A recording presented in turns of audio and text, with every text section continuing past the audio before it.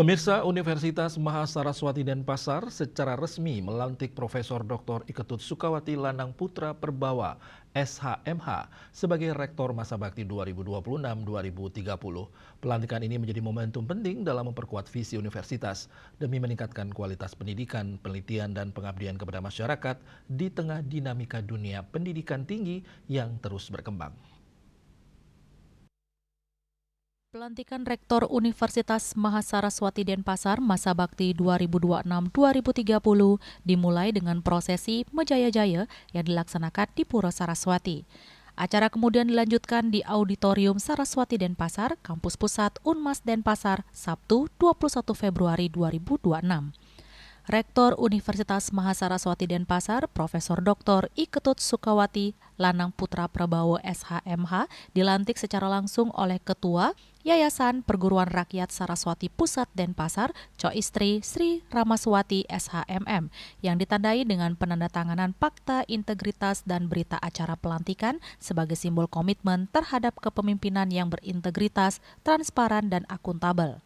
Pelantikan ini turut dihadiri oleh Gubernur Bali Wayan Koster, Kejati Bali, dan para penggelingsir Puri Mengui, Puri Peliatan, Puri Tegalalang, Puri Ubud, serta undangan lainnya. Kehadiran para tokoh daerah dan pimpinan lembaga tersebut menjadi simbol dukungan dan pengakuan atas peran strategis Unmas Denpasar dalam pengembangan pendidikan tinggi di Bali. Rektor Universitas Mahasaraswati Denpasar masa bakti 2026-2030, Profesor Dr. Iketut Sukawati Lanang Putra Perbawa dalam sambutannya menyampaikan komitmen untuk memperkuat tata kelola perguruan tinggi yang profesional, meningkatkan kualitas tridharma perguruan tinggi, dan memperluas jejaring kolaborasi strategis di tingkat regional, nasional, dan internasional.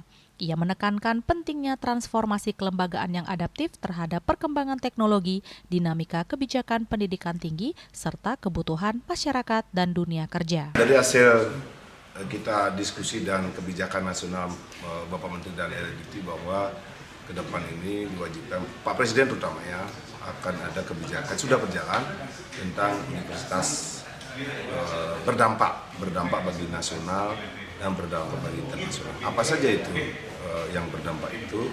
Dari data-data yang disampaikan bahwa tridharma menjadi ada perubahan kebijakan tentang tridharma itu, baik itu pengajaran, riset maupun pengabdian, pasti akan ada perubahan. Tidak signifikan tetapi lumayan. Yang kedua, tata kelola DCG, Corporate Government, juga kita akan jalankan di sini. Kemudian yang ketiga tadi konsolidasi kelembagaan dengan shareholder yang ada di sini. Tentang itu tiga hal yang ada perubahan kebijakan. Yang pertama tentang pola perubahan kebijakan pendidikan.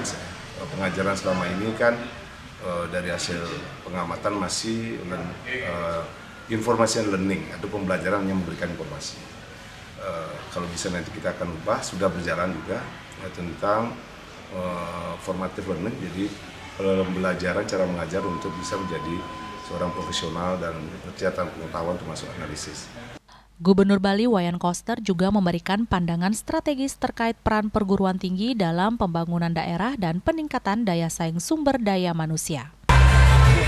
Sektor-sektor yang menjadi prioritas pembangunan di Bali terkait dengan pelaksanaan ekonomi di Bali.